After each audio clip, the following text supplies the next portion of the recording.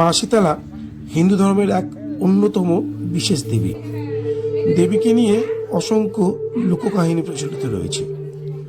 মায়ের দয়ায় সেরে যায় বসন্তের মতো রোগ ব্যাধি। আমরা অনেকেই দেবীকে পুজো করি ঠিকই, কিন্তু তাকে কেন্দ্র করে যে অজানা তথ্যগুলো রয়েছে সেগুলো সব ঠিকভাবে জানি না। দেবীর পূজার ইতিহাস এবং প্রচলন নিয়ে গ্রামগঞ্জে একাধিক মতবাদ রয়েছে। নমস্কার বন্ধুরা, আমি বিশ্ব, আপনারা দেখছেন আমার চ্যানেল বিশ্ব ঋষি। সবাইকে স্বাগত আমার চ্যানেল বিশ্ব ঋষিতে। ইংরেজি শুভ নববর্ষের সবাইকে আন্তরিক শুভেচ্ছা, অভিনন্দন এবং বয়োজ্যেষ্ঠদের আমার প্রণাম। দেবী শীতলা বাংলা সমাজের এক প্রাচীন দেবী, যাকে দেবীর আদ্যাশক্তি রূপে অভিহিত করা হয়। মূলত উত্তর ভারত, পশ্চিমবঙ্গ, বাংলাদেশ, পাকিস্তান, নেপাল সহ একাধিক জায়গায় মায়ের পুজোর প্রচলন রয়েছে। যদিও বা পাকিস্তানে এখন হয় না, আর বাংলাদেশে হয় কিনা জানি না, কারণ বাংলাদেশে যেভাবে মৌলবাদীরা অশান্তি সৃষ্টি করেছে তা নিয়ে যথেষ্ট সন্দেহ। যাই হোক, মায়ের আবির্ভাব সম্পর্কে রাজস্থানে যে কাহিনী প্রচলিত রয়েছে তাহলে একবার সৃষ্টিকর্তা ব্রহ্মা এক বিশেষ দেবীর সৃষ্টি করেন। তারপর দেবী ছদ্মবেশে মর্তলোকে আসেন, এটা দেখতে যে কোথাও তার পুজো হচ্ছে কিনা। ঘুরতে ঘুরতে দেবী রাজস্থানের ডুংরি নামক এক গ্রামে এসে পৌঁছালেন, কিন্তু কোথাও দেখতে পেলেন না যে তার পুজো হচ্ছে। তিনি তখন নিরাশ হয়ে পথে হাঁটছিলেন। হঠাৎ একটি বাড়ির ছাদ থেকে কেউ একজন ভাতের ফুটন্ত জল নিচের দিকে ফেলেন, যা দেবী শীতলার শরীরে পড়ল। সাথে সাথে তৎক্ষণাৎ দেবীর দেহে ফোসকা পড়ল, যন্ত্রণা শুরু হলো। তখন দেবী সারা গ্রামে সাহায্যের আশায় ঘুরতে লাগলো, কিন্তু কেউ এগিয়ে আসলো না দেবীকে সাহায্য করতে, শুধুমাত্র এক হতদরিদ্র অসহায় মহিলা ছাড়া। সেই দরিদ্র মহিলা যতটা সম্ভব মা শীতলার সেবা করেন এবং মাকে ঘরের ঠান্ডা খাবার খেতে দিলেন, জলে ভেজানো অন্ন। কারণ দরিদ্র মহিলাটির ঘরে শুধু ওই একদিন আগে রান্না করা বাসি ভাতে ছিল জল দেওয়া। দরিদ্র মহিলাটির সেবায় মা প্রসন্ন হলেন এবং মা শীতলা নিজের আসল স্বরূপে তাকে দর্শন দিলেন এবং সন্তুষ্ট হয়ে তার উপর কৃপা দৃষ্টি বর্ষণ করলেন। মূলত এরপর থেকে উত্তর ভারতে শীতলা পুজোর প্রচলন হয় এবং পুজোর দিনে ঠান্ডা শীতল খাবার রীতি চলে আসে। বাংলাতেও শীতলা ষষ্ঠী নামে এক বিশেষ উৎসব পালন করা হয় এবং পান্তা ভাত খাওয়া হয়। বাংলা লোককথায় জরাসুর নামে এক অসুরের উল্লেখ পাওয়া যায়, যার প্রভাবে মানুষের মধ্যে গুটি বসন্তের মধ্যে দুরারোগ্য ব্যাধি ছড়িয়ে পড়ে। তখন মা শীতলার মাধ্যমে এই রোগ ব্যাধি সেরে ওঠে। আজও পর্যন্ত বসন্তের মতো চর্মরোগ হলে সবাই মা শীতলার মন্দিরে নিম জল নিতে আসেন, যার ফলে এই রোগের আর এক নাম মায়ের দয়া। মা শীতলার মূর্তিতে এক হাতে জলের কলস ও অন্য হাতে ঝাড়ু থাকে। ভক্তদের বিশ্বাস মা কলস থেকে আরোগ্য সুধা দান করেন এবং ঝাড়ু দ্বারা রোগাক্রান্তদের কষ্ট লাঘব করে তথা শীতল করে। তাই তো মায়ের আরেক নাম মা শীতলা। দেবীর বাহন গর্ধব অর্থাৎ গাধা। ব্রাহ্মণ পূজারী দ্বারা মায়ের পুজো করা হয়। আগেকার দিনে মূলত নিম্ন বর্ণের মানুষেরাই এই পুজো করতেন, তাদের মধ্যেই প্রচলন ছিল।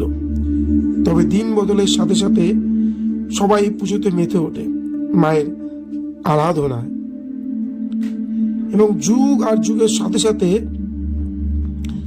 মাকে মাঝে মধ্যে বিশেষ কিছু ভোগ দেওয়া হয়।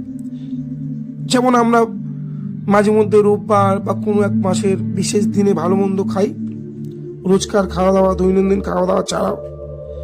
তেমনি মাকে আমাদের এই অঞ্চলে মাঝে মধ্যে বিশেষ ভোগ করে দেওয়া হয়। আজ আমিও তাই দিলাম ঋষির মঙ্গল কামনার্থে।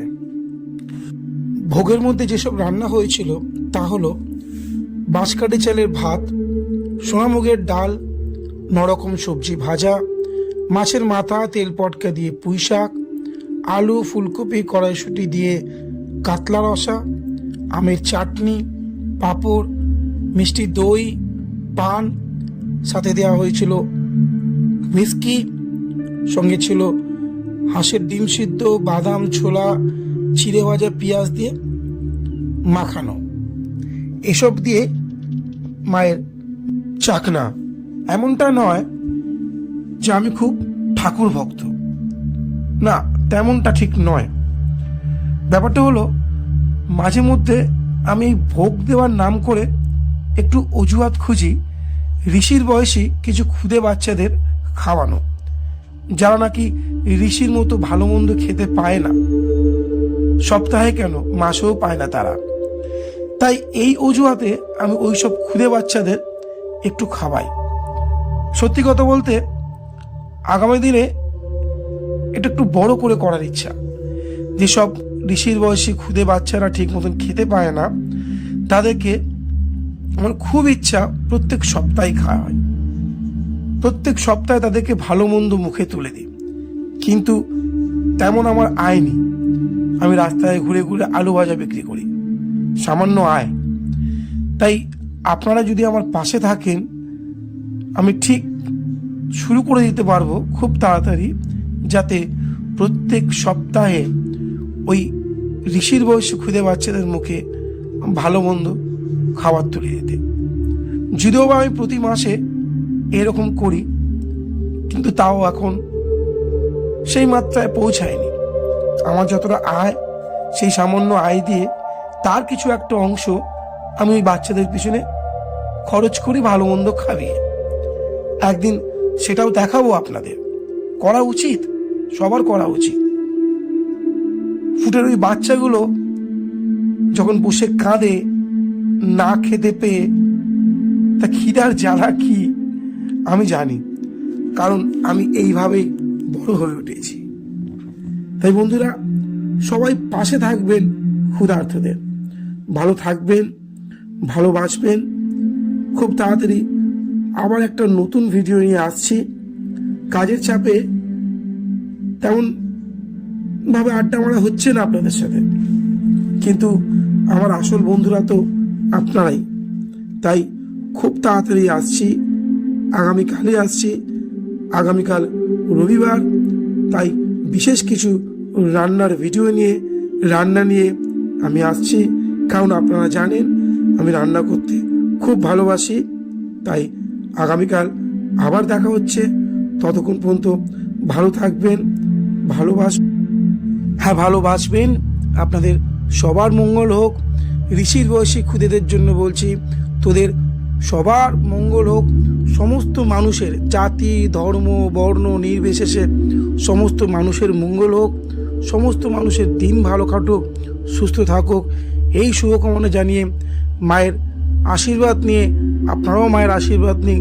মা সবার মঙ্গল করুক, সবাইকে ভালো রাখুক, এই বলে আজকের মতন বিদায় নিচ্ছি। আবার আগামীকাল রবিবার দেখা হচ্ছে নতুন একটা ভিডিও নিয়ে, নতুন একটা আড্ডা নিয়ে, নতুন একটা রান্না নিয়ে। নমস্কার।